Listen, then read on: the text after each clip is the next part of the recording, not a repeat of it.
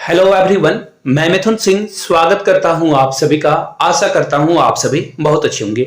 झारखंड 26,001 शिक्षक भर्ती के मामले में जो भी बातें सामने आएगी उसके बारे में मैं रेगुलरली आपको अपडेट देता रहूंगा। एक नई खबर आई है, एक नई डेवलपमेंट सामने आई है कि सरकार इस पे देर क्यों कर रही है। जीएसएससी के द्वारा अभी तक जो है ओपन पोर्टल क्यों नहीं किया गया, रीओपन क्यों नहीं किया गया है, उसके बारे में भी बात करेंगे कि सरकार की क्या मजबूरियां रही है कि नोटिफिकेशन निकालने के बाद अभी तक कोई भी अपडेट नहीं दिया गया है कि सीटेट को कब अप्लाई करने का मौका ये देंगे। और जेटेट 2016 वाले के बारे में भी बात करेंगे और सीटेट वाले ने जो काउंटर बैक अटैक किया है उसके बारे में भी बात करेंगे। ईच एंड एवरीथिंग आपको क्रिस्टल क्लियर में जानकारी दूंगा।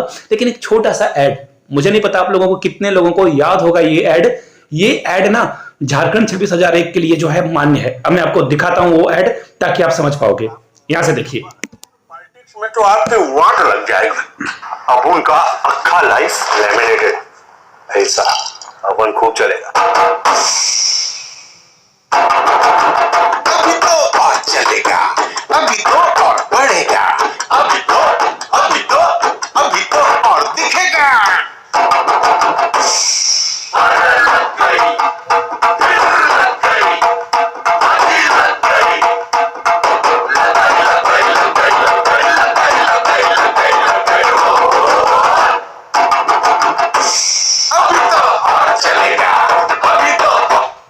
चलो, ये ऐड चलाने का एक जो आपने कैची सा लाइन सुना ना, अभी तो और चलेगा, इसीलिए मैंने ये ऐड आपके सामने रखा कि यह भर्ती अभी तो और चलेगा। आई मीन अभी और लंबा टिकने वाला है। और सबसे ज्यादा फायदा किनको होगा उसके बारे में भी बात करेंगे। सुप्रीम कोर्ट जाने पे भर्तियां में जो विसंगति है उसके ऊपर भी बात करेंगे कि किसे नुकसान सबसे ज्यादा होने वाला है।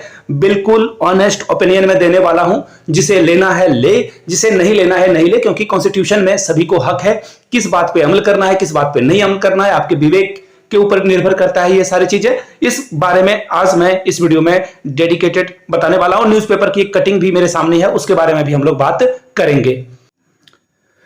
और मैं आपको बता दूं, ये जो जेटेट 16 वाले हैं, आपको पता है कि ये सुप्रीम कोर्ट जाने के पक्ष में है। और इन लोगों ने हर जिले से, मैं आपको बता देता हूं, हर जिले से जो है लोगों की कमेटी बना दी है। यानी कि ये क्या करेंगे, हर जिले से कुछ लोगों को इन्होंने जो है अपना पदाधिकारी नियुक्त किया है, उनके मोबाइल नंबर भी जारी किए हैं। यहां से ये चंदा लेंगे एंड आफ्टर सुप्रीम कोर्ट जाएंगे। बिल्कुल इस बात से मैं पूरी तरह से एग्री हूं कि आपके संवैधानिक हक में यह आता है कि आप सुप्रीम कोर्ट जा सकते हैं। लेकिन भैया थोड़ा सा इसमें जो है एक कैच है, उसके बारे में भी बात करेंगे। सबसे पहले देखो, सुप्रीम कोर्ट जाने के बाद नुकसान किसका होने वाला है इसमें, ये मैं आपको क्रिस्टल क्लियर बताता हूं। सुप्रीम कोर्ट में जैसे ही आप जाओगे ना, तो जो एक स्टार वाला मार्क लगा हुआ है ना कि सीटेट भर सकता है, उस फॉर्म में एक स्टार लगा हुआ है कि ओनली जो झारखंड रेसिडेंस है, यानी कि जिसके पास झारखंड का डोमिसाइल है, जो झारखंड के निवासी हैं, वही इस फॉर्म को अप्लाई कर पाएंगे। ये जो स्टार है ना, सुप्रीम कोर्ट क्या लगता है आपको नोटिस नहीं करने वाला है इसे? बिल्कुल करेगा। और वो मैं आपको बताता हूं कि वो जो है इस पॉइंट को इनवैलिड करार दे देगा और ओपन फॉर ऑल हो जाएगी ये वैकेंसी। मुझे नहीं पता कितने लोग इस बात से एग्री करेंगे नहीं करेंगे।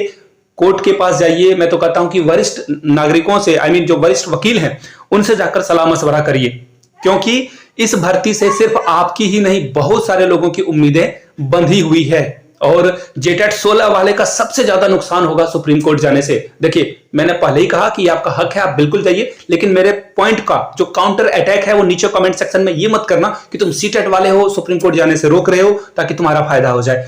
मैं आपको एक बात पूछता हूं, आप भी भर्ती में शामिल होंगे, अगर सीटेट वाले को भी शामिल किया गया तो दोनों भर्ती में शामिल होंगे। तो ऐसे में जो ज्यादा तेज होगा वो आगे बढ़ेगा, ऑब्वियस सी बात है।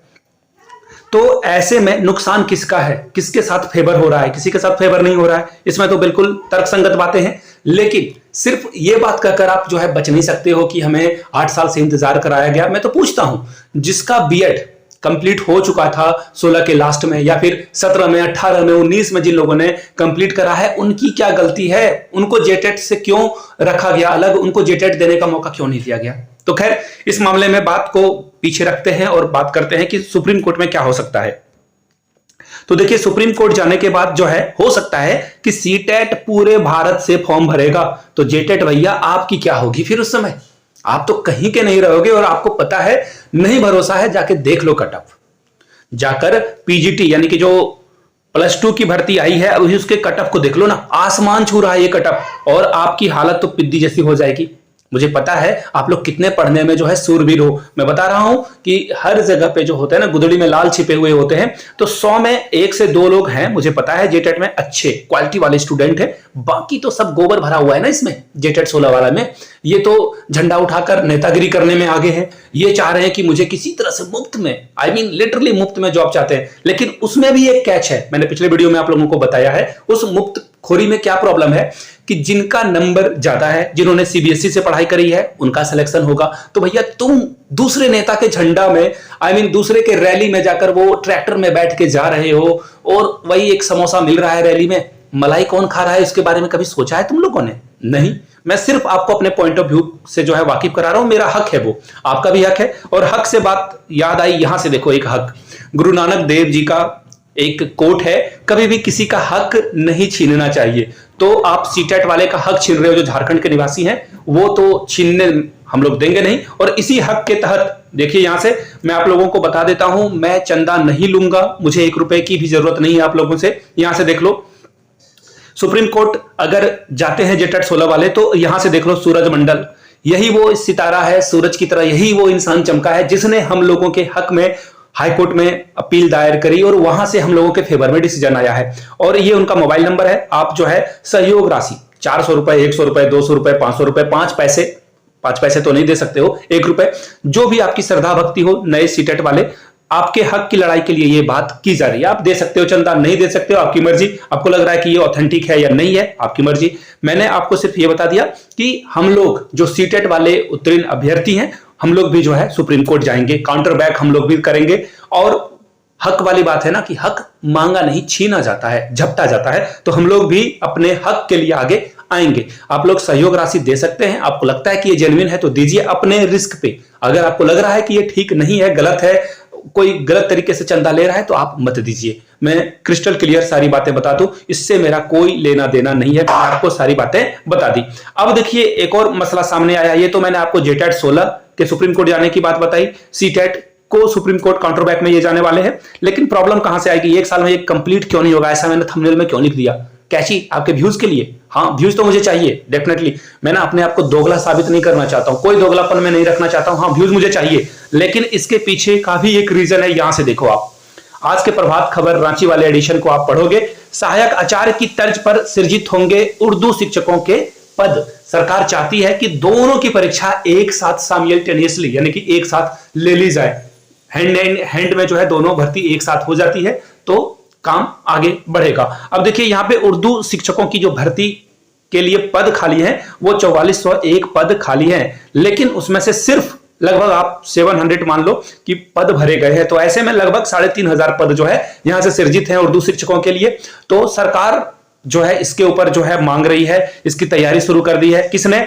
स्कूली साक्षरता विभाग ने, कि इन लोगों के जो रिक्रूटमेंट के पद खाली है उनको कैसे फिल किया जाए, कैसे भरा जाए, उसके बारे में जो ये विभागीय कार्रवाई शुरू हो चुकी है। और इसमें 1 महीने का वक्त लगेगा। सबसे ज्यादा फायदा किसको होगा वो मैं आपको बताता हूं। देखो, जो सीटेट वाले विद्यार्थी हल्ला कर रहे थे ना कि हमें जो है 3 महीने का वक्त दिया जाना चाहिए फॉर्म भरने के बाद, आप लोग ना फटाफट तैयारी में लग जाओ। सबसे ज्यादा नुकसान पीसीएम वाले या फिर जेडबीसी वाले का है, यानी कि जूलॉजी बॉटनी केमिस्ट्री वाले का और फिजिक्स केमिस्ट्री मैथ वाले का। सिलेबस इन लोगों का +2 प्लस ग्रेजुएशन, और कुछ टॉपिक तो पोस्ट ग्रेजुएशन के भी पूछे जाएंगे। और आप एग्जाम दे रहे हो किसका? 6 to 8 का। खैर, सिलेबस के मामले में जो है हम लोग किसी भी तरह की कोई भी जो है आवाज नहीं उठा सकते हैं।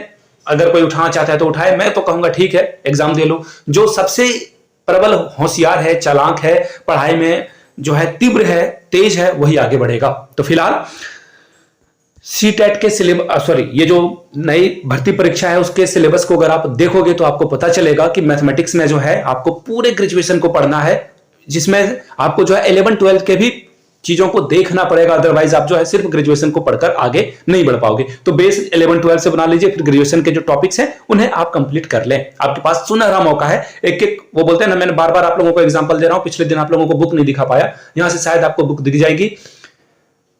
ये बुक का नाम है ईट दैट फ्रॉग, और इसमें एक बात कही गई है कि जो सबसे डिफिकल्ट टास्क है उसे सबसे पहले कर लो, यानी ईट दैट फ्रॉग का यही मतलब हुआ। मेढक को खाना नहीं है, बल्कि उस जो डिफिकल्ट टास्क है उसे कंप्लीट कर लेना। इसमें एक और बात बोली गई है, आप एक बड़े हाथी को कैसे खाओगे, तो उसे खाने का सीधा सीधा तरीका है, एट अ टाइम एक ही बाइट आपको लेनी है। एक बाइट आप अगर हाथी का खाते जाओगे तो पूरे हाथी को आप खत्म कर सकते हो। हाथी मतलब जायंट टास्क, बहुत बड़ा टास्क आपको दिया गया है, उसे आप धीरे धीरे धीरे धीरे धीरे टॉपिक बाय टॉपिक खत्म कर सकते हो। तो सिलेबस पे ध्यान दीजिए आप लोग, छात्र नेता बनने की जरूरत नहीं है, जो घर बैठे चंदा दे सकते हैं। मैं फिर से आप लोगों को बता दूं, यहां से सूरज मंडल जी का नंबर है, ये मेरा नंबर नहीं है।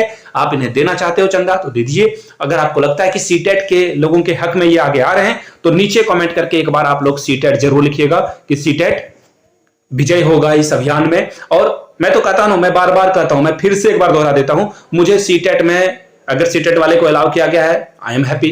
अगर जेटेट की एक और परीक्षा लेकर भर्ती करा जाए तो आई एम सो हैप्पी। इसका क्या रीजन है? क्या मेरे घर में कोई सीटेट पास नहीं है? नहीं, ऐसा कुछ नहीं है।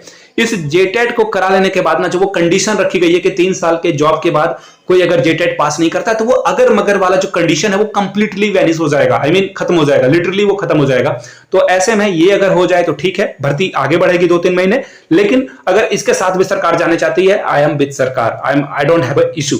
मेरा कोई भी एजेंडा या कोई इशू नहीं है। दोनों में से जिस भी पथ पे सरकार चलना चाहे, मैं सरकार के साथ हूं। और अगर भर्ती आगे बढ़ेगी ना तो सीटेट अपियरिंग वाले को भी मौका मिल सकता है। तो सीटेट अपियरिंग वाले भी तैयार रहें, पढ़ाई करते रहें। और जिस तरह से ये भर्ती आगे बढ़ रही है, आपका एग्जाम तो डेफिनेटली इसी ड्यूरेशन में हो जाएगा और चीजें आगे बढ़ते रहेगी, तो अपियरिंग वाले झारखंड के विद्यार्थी भी शामिल हो सकते हैं। तो मैंने सारी बातें खोलकर बिल्कुल दिल से दिल की बात करी है। आप लोगों को जैसी लगी, कुछ बुरा लगा तो नीचे कमेंट करके बताइए, अच्छा लगा तो भी कमेंट करके बताइए। और इस वीडियो को प्लीज शेयर जरूर कीजिएगा अपने एजुकेशनल ग्रुप्स में, ताकि उनको भी आइडिया लग पाए कि जो बातें मैंने बताई है उससे आप कितना एग्री करते हो, कितना डिसएग्री करते हो।